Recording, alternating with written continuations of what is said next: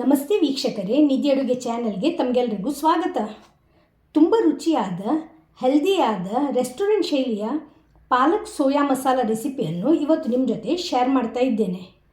ಆರೋಗ್ಯಕರವಾದ ಈ ಪಾಲಕ್ ಸೊಪ್ಪು ಹಾಗೂ ಪ್ರೋಟೀನ್ ಭರಿತವಾದ ಸೋಯಾ ಬಳಸಿ ಮಾಡಿದ ಈ ರೆಸಿಪಿ ಚಪಾತಿ ಪರೋಟ ಜೊತೆಗೆ ಹಾಗೂ ಜೀರಾ ರೈಸ್ ಜೊತೆಗೆ ತುಂಬ ಅದ್ಭುತ ರುಚಿ ಕೊಡುವಂತಹ ಒಂದು ರೆಸಿಪಿ ಅಂತ ಹೇಳ್ಬೋದು. ಬನ್ನಿ ಟೇಸ್ಟಿಯಾದ ಪಾಲಕ್ ಸೋಯಾ ಹೇಗೆ ಮಾಡೋದಂತ ನೋಡೋಣ. ಮೊದಲಿಗೆ ಇಲ್ಲಿ 1 ಕಟ್ಟಷ್ಟು ಪಾಲಕ್ ಸೊಪ್ಪನ್ನು ಚೆನ್ನಾಗಿ ತೊಳೆದಿಟ್ಟಿದ್ದೇನೆ. ಇದನ್ನು ದಂಟು ಸಮೇತವಾಗಿ ಬಳಸ್ತಾ ಇದ್ದೇನೆ. ಹಾಗಾಗಿ ಇದನ್ನು ರಫ್ ಆಗಿ ಕಟ್ ಮಾಡುವ ಹಾಗೂ ಇದನ್ನು ಬಿಸಿ ನೀರಲ್ಲಿ ಕುದಿಸಬೇಕು. ಇಲ್ಲಿ 1.5 ಕಪ್ಪಷ್ಟು ನೀರನ್ನು ಗ್ಯಾಸಲ್ಲಿ ಕುದಿಸ್ಲಿಕ್ಕೆ ಇಟ್ಟಿದ್ದೇನೆ. ಕಟ್ ಮಾಡಿಟ್ಟ ಸೊಪ್ಪನ್ನು ಇದರಲ್ಲಿ ಸೇರಿಸುವ. ಸೊಪ್ಪು ಪೂರ್ತಿ ಮುಳುಗುವಷ್ಟು ನೀರನ್ನು ಇಲ್ಲಿ ಸೇರಿಸಿದ್ದೇನೆ. ಸಾಧಾರಣ ಒಂದು 5 ರಿಂದ 7 ನಿಮಿಷಗಳ ಕಾಲ ಮೀಡಿಯಂ ಉರಿಯಲ್ಲಿ ಇದನ್ನು ಬೇಯಿಸಿಕೊಳ್ಬೇಕು. ಇದು ಬೇಯುವಷ್ಟರಲ್ಲಿ ನಾವು ಉಳಿದ ತಯಾರಿಯನ್ನು ಮಾಡೋಣ. ಈ ಬದಿಯಲ್ಲಿ 1/4 ಕಪ್ಪಷ್ಟು ಸೋಯಾ ಚಂಕ್ಸನ್ನು ಒಂದು ಬೌಲ್ಗೆ ಸೇರಿಸ್ತಾ ಇದ್ದೇನೆ. ಈಗ ಇದರಲ್ಲಿ ಕುದಿಸಿದ ಬಿಸಿ ನೀರನ್ನು ಸೇರಿಸಿ ಇದನ್ನು ನೆನೆಸಬೇಕು. ರುಚಿಗೆ ಉಪ್ಪು, 1/4 ಸ್ಪೂನಷ್ಟು ಅರಿಶಿನ ಹುಡಿಯನ್ನು ಸೇರಿಸಿ ಚೆನ್ನಾಗಿ ಇದನ್ನು ಮಿಕ್ಸ್ ಮಾಡುವ. ಇದನ್ನು ಮುಚ್ಚಿ ಒಂದು 15 ನಿಮಿಷಗಳ ಕಾಲ ಇಡಬೇಕು. ಸೋಯಾ ಚಂಕ್ಸ್ ಇದೆಯಲ್ಲ ಸಾಫ್ಟ್ ಆಗಬೇಕು. ಈ ಬದಿ ಒಂದು ಮಿಕ್ಸಿ ಜಾರಲ್ಲಿ ಕೆಲವು ಸಾಮಗ್ರಿಗಳನ್ನು ಸೇರಿಸಿ ರುಬ್ಬಬೇಕು. ಇಲ್ಲಿ 3 ಟೊಮೆಟೊವನ್ನು ತೆಗೆದಿಟ್ಟಿದ್ದೇನೆ. ಇದರ ಜೊತೆಗೆ 1 ಗಡ್ಡೆಯಷ್ಟು ಬೆಳ್ಳುಳ್ಳಿಯ ಬೀಜ, 4 ಹಸಿಮೆಣಸು, 1 ಇಂಚಷ್ಟು ಶುಂಠಿ ತುಂಡು ಹಾಗೂ ಮೊಸರು, ಒಂದು ಸಾಧಾರಣ ಅರ್ಧ ಕಪ್ಪಷ್ಟು ಮೊಸರನ್ನು ರುಬ್ಲಿಗೆ ಬಳಸ್ತಾ ಇದ್ದೇನೆ. ಉಳಿದ ಮೊಸರನ್ನು ನಂತರ ಸೇರಿಸುವ. ಈ ಬದಿ ಪಾಲಕ್ ಸೊಪ್ಪು ನೋಡಿ ಬೇಯಿಸಿದ್ದು ಆಗಿದೆ. ಇದು ಪೂರ್ತಿಯಾಗಿ ತಣಿಬೇಕು.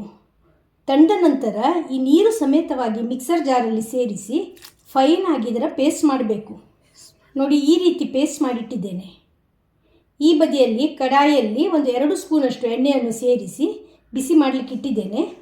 ಈಗ ಇದರಲ್ಲಿ 1/2 ಸ್ಪೂನಷ್ಟು ಜೀರಿಗೆ, 1/2 ಸ್ಪೂನ್ ಸೋಂಪು ಕಾಳು, 4 ಲವಂಗ, 2 ಚಿಕ್ಕ ತುಂಡು ದಾಲ್ಚೀನಿ, 2 ಏಲಕ್ಕಿಯನ್ನು ಸೇರಿಸುವ. ಇದನ್ನು ಎಣ್ಣೆಯಲ್ಲಿ ಚೆನ್ನಾಗಿ ಹುರ್ಕೊಳ್ಬೇಕು. ಅರ್ಧದಿಂದ 1 ನಿಮಿಷ ಇದು ಹುರಿದಾದ ಮೇಲೆ ಇದರಲ್ಲಿ ರುಬ್ಬಿದ ಟೊಮೆಟೊ ಪೇಸ್ಟನ್ನು ಸೇರಿಸಬೇಕು. ಇದನ್ನು ಕೂಡ ಎಣ್ಣೆಯಲ್ಲಿ ಹುರ್ಕೊಳ್ಳುವ. ಟೊಮೆಟೊ, ಹಸಿಮೆಣಸು, ಬೆಳ್ಳುಳ್ಳಿ, ಶುಂಠಿ ಹಸಿಯಾಗಿ ಸೇರಿಸಿರುವುದರಿಂದ ಚೆನ್ನಾಗಿ ಇದು ಎಣ್ಣೆಯಲ್ಲಿ ಫ್ರೈ ಮಾಡಿಕೊಳ್ಬೇಕು ಹಾಗೂ ಇದರ ಹಸಿ ವಾಸನೆ ಹೋಗಬೇಕು. ಅಷ್ಟು ಹೊತ್ತು ಇದನ್ನು ಹುರ್ಕೊಳ್ಬೇಕು. ಈಗ ಈ ಮಸಾಲೆ ನೋಡಿ ಫ್ರೈ ಆಗಿದೆ. ಆಯಿಲ್ ಕೂಡ ಸಪ್ರೇಟಾಗಿ ಬಂದಿದೆ. ಈಗ 2 ಕಪ್ಪಷ್ಟು ನೀರನ್ನು ಸೇರಿಸಿ ಚೆನ್ನಾಗಿ ಮಿಕ್ಸ್ ಮಾಡಿಕೊಳ್ಳುವ ಹಾಗೂ ಇದನ್ನು ಕುದಿಸುವ. ಇಲ್ಲಿ ಗ್ರೇವಿಗೆ ಕುದಿ ಬರಲು ಪ್ರಾರಂಭವಾಗಿದೆ. ಈಗ 1 ಸ್ಪೂನಷ್ಟು ಕೊತ್ತಂಬರಿ ಕಾಳು, 1/4 ಸ್ಪೂನಷ್ಟು ಅರಿಶಿನ ಹುಡಿ, 1 ಸ್ಪೂನ್ ಅಚ್ಚ ಖಾರದ ಹುಡಿ, 1/2 ಸ್ಪೂನಷ್ಟು ಗರಂ ಮಸಾಲೆ ಹುಡಿಯನ್ನು ಸೇರಿಸುವ. ರುಚಿಗೆ ಉಪ್ಪು ಇವಿಷ್ಟನ್ನು ಸೇರಿಸಿ ಎಲ್ಲ ಹುಡಿಗಳನ್ನು ಗಂಟಿಲ್ಲದೆ ಈ ಗ್ರೇವಿಯಲ್ಲಿ ಮಿಕ್ಸ್ ಮಾಡಿಕೊಳ್ಬೇಕು. ಸೇರಿಸಿದ ಹುಡಿ ಚೆನ್ನಾಗಿ ಮಿಕ್ಸ್ ಆದ ನಂತರ ಇದರಲ್ಲಿ ನಾವು ಆಗಲೇ ತೆಗೆದಿಟ್ಟ ಉಳಿದ ಮೊಸರನ್ನು ಸೇರಿಸಬೇಕು. 1 ಚಿಕ್ಕ ಕಪ್ಪಷ್ಟು ನೀರನ್ನು ಸೇರಿಸಿ ಪುನಃ ಇದನ್ನು ಮಿಕ್ಸ್ ಮಾಡಿಕೊಂಡು ಕುದಿಸಬೇಕು. ಈಗ ನೋಡಿ, ಗ್ರೇವಿಗೆ ಕುದಿ ಬರಲು ಪ್ರಾರಂಭವಾಗಿದೆ. ಈ ಬದಿ ಚಂಕ್ಸ್ ಕೂಡ ನೋಡಿ 15 ಮಿನಿಟ್ಸ್ ಅಷ್ಟು ಹೊತ್ತು ಬೇಯಿಸಿದ್ದು ಆಗಿದೆ. ಒಳ್ಳೆ ಸಾಫ್ಟಾಗಿ ಬಂದಿದೆ. ಈಗ ಇದನ್ನು ನೀರಿಂದ ಚೆನ್ನಾಗಿ ಹಿಂಡಿ ತೆಗಿಬೇಕು ಹಾಗೂ ಒಂದು ಪ್ಲೇಟಲ್ಲಿ ಸೇರಿಸಬೇಕು. ಎಲ್ಲ ಚಂಕ್ಸಿಂದ ನೀರನ್ನು ಚೆನ್ನಾಗಿ ಸ್ಕ್ವೀಸ್ ಮಾಡಿ ಇಲ್ಲಿ ಒಂದು ಪ್ಲೇಟಲ್ಲಿ ಇಟ್ಟಿದ್ದೇನೆ. ಈ ಬದಿ ಗ್ರೇವಿ ಕೂಡ ಕುದೀತಾ ಇದೆ. ನೀರಿಂದ ಹಿಂಡಿ ತೆಗೆದ ಈ ಸೋಯಾವನ್ನು ಈ ಗ್ರೇವಿಯಲ್ಲಿ ಸೇರಿಸಬೇಕು. 5 ನಿಮಿಷಗಳ ಕಾಲ ಇದನ್ನು ಬೇಯಿಸಿಕೊಳ್ಬೇಕು. ಈಗ 5 ನಿಮಿಷ ನಂತರ ನೋಡಿ, ಸೋಯಾ ಮಸಾಲೆಯನ್ನು ಹೀರಿ ಚೆನ್ನಾಗಿ ಸಾಫ್ಟ್ ಆಗಿದೆ. ಸಾಧಾರಣ ಇದು 80% ಅಷ್ಟು ಕುಕ್ ಆಗಿದೆ. ಈಗ ಇದರಲ್ಲಿ ನಾವು ರುಬ್ಬಿಟ್ಟ ಪಾಲಕ್ ಪೇಸ್ಟ್ ಇದೆಯಲ್ಲ ಅದನ್ನು ಸೇರಿಸಬೇಕು.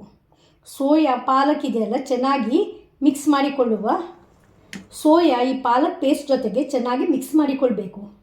ಇದನ್ನು ಪುನಃ 5 ನಿಮಿಷಗಳ ಕಾಲ ಮೀಡಿಯಂ ಉರಿಯಲ್ಲಿ ಬೇಯಿಸಿಕೊಳ್ಬೇಕು. ಈ ಸಮಯದಲ್ಲಿ ಸೋಯಾ ಇದೆಲ್ಲ ಕಂಪ್ಲೀಟಾಗಿ ಕುಕ್ ಆಗಬೇಕು. ಈಗ ನೋಡಿ, ಕ್ಯಾಪನ್ನು ಓಪನ್ ಮಾಡಿದ್ದೇನೆ. ಸೋಯಾ ನೋಡಿ ಪೂರ್ತಿಯಾಗಿ ಬೆಂದಿದೆ. ಗ್ರೇವಿ ಕನ್ಸಿಸ್ಟೆನ್ಸಿ ಕೂಡ ಪರ್ಫೆಕ್ಟಾಗಿ ಬಂದಿದೆ. ಕೊನೆಯದಾಗಿ 1 ಸ್ಪೂನಷ್ಟು ಕ್ರಷ್ ಮಾಡಿದ ಕಸೂರಿ ಮೇಥಿಯನ್ನು ಇದರಲ್ಲಿ ಸೇರಿಸುವ. ಈ ಕಸೂರಿ ಮೇಥಿ ಇದೆಯಲ್ಲ, ಈ ಗ್ರೇವಿಗೆ ಒಳ್ಳೆ ಫ್ಲೇವರ್ ಕೊಡ್ತದೆ. ಪಾಲಕ್ ಸೋಯಾ ಗ್ರೇವಿಲಿ ರೆಡಿಯಾಗಿದೆ.